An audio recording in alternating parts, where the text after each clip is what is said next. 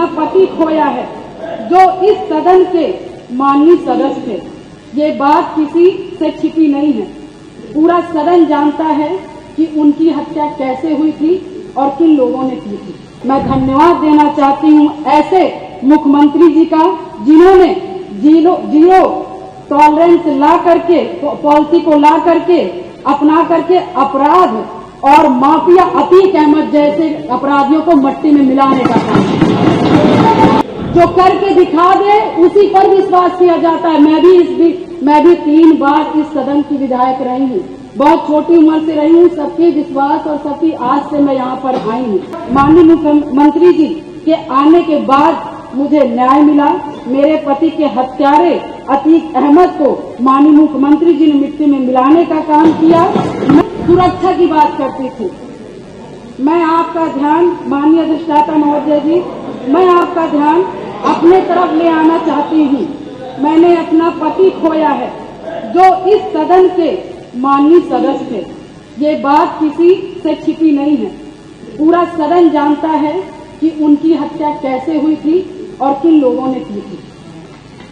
मैं धन्यवाद देना चाहती हूँ माननीय मुख्यमंत्री जी को, जिन्होंने मेरे छुपे हुए उन आंसुओं को देखने का काम किया, जो वर्षों में किसी ने देखने का काम नहीं किया।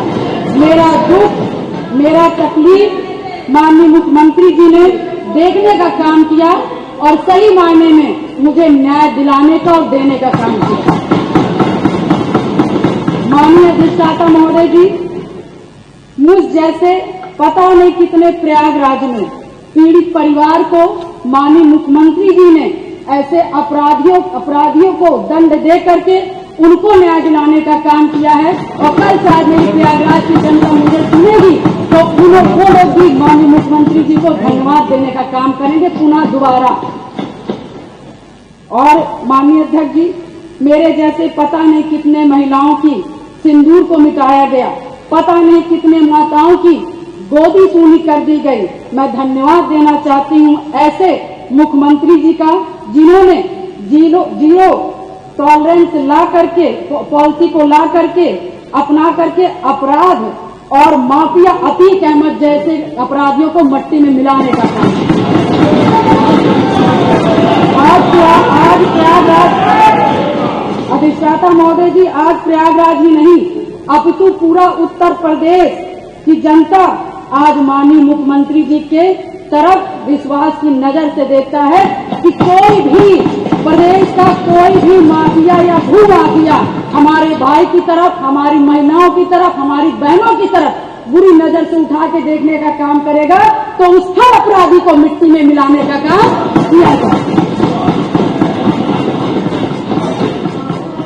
और माननीय अधिष्ठाता महोदय जी, मैं ये कहना चाहूंगी कि कोई जिसकी सबसे बड़ी बात, क्योंकि जो करके दिखा दे उसी पर विश्वास किया जाता है। मैं भी 3 बार इस सदन की विधायक रही हूँ, बहुत छोटी उम्र से रही हूँ। सबके विश्वास और सबकी आस से मैं यहाँ पर आई हूँ।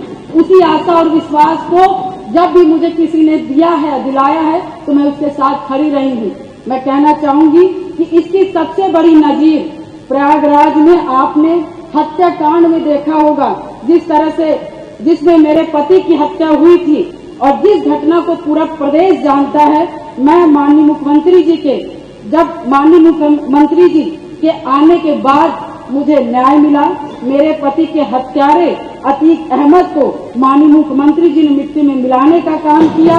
मैं उनके इस जीरो टॉलरेंस पॉलिसी का समर्थन करती हूँ और मुझे लगता है कि इस बात को मैं नहीं कहना चाहती थी, क्योंकि मैंने आज तक, चाहे सदन हो, चाहे सड़क हो और चाहे मेरा घर हो, चाहे परिवार हो, मैं विधायक बनी, मगर मैंने बहुत ही शालीनता से अपना परिवार, अपना समाज और सदन की मैंने हमेशा गरिमा बनाए रखी। मैंने कभी भी किसी का अपमान नहीं किया। मगर मैं विधायक से पहले मैं 9 दिन की ब्याहता थी। मेरी माँ तो 9 दिन की शादी हुई थी और मैं वहाँ उस ससुराल में मैं विधायक बनने नहीं गई थी। मैं सिर्फ उस घर का रोटी बनाने के लिए गई थी, अपना परिवार बसाने गई थी। मैं विधायक नहीं बनने गई थी। मगर जब मेरे साथ घटना हुआ तो मैंने न्याय के लिए अपना आवाज खोला, अपने अधिकारों को मानने का काम किया, और जो कि मुझे जिस तरह से मुझे सही लगा, मैंने कभी जनता को अपना परिवार समझा, कभी आप सभी माननीय सदस्य को अपना भाई बंधु समझा, और आप ही लोग से, सभी लोग से मुझे ताकत मिली। और मुझे लगता है कि प्रयागराज में जो कोई नहीं सोचता था, मैं मिसाल हूं उन सभी लोगों का, जो कि मैं बहुत गरीब परिवार से, दोनों ससुराल और मैके दोनों परिवार से, बहुत गरीब परिवार से आती हूँ।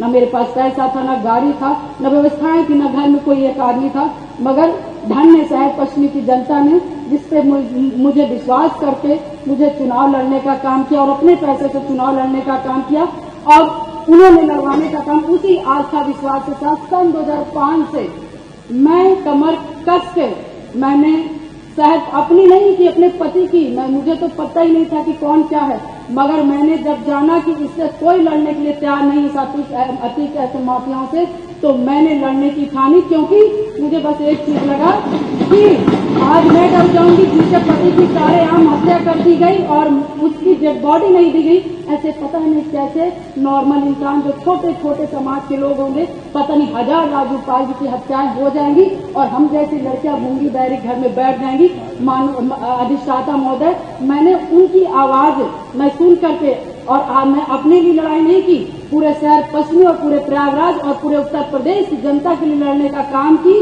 और शायद मेरे आराध्य शिव जी को तरस आया होगा, जिन्होंने की सरकार बनाई, और हमारे जो को मानने वाले भगवान जी, हनुमान जी को मानने वाले हैं, ऐसे मुखिया उत्तर प्रदेश के सरकार के मुख्यमंत्री बने, और शायद मेरी दम घुट रही थी, और शायद मुझे दिक्कत हो रही थी, और शायद मैं लड़ते लड़ते कहीं न कहीं अंदर से टूट रही थी, शरीर कमजोर हो रही थी, परेशान हो रही थी।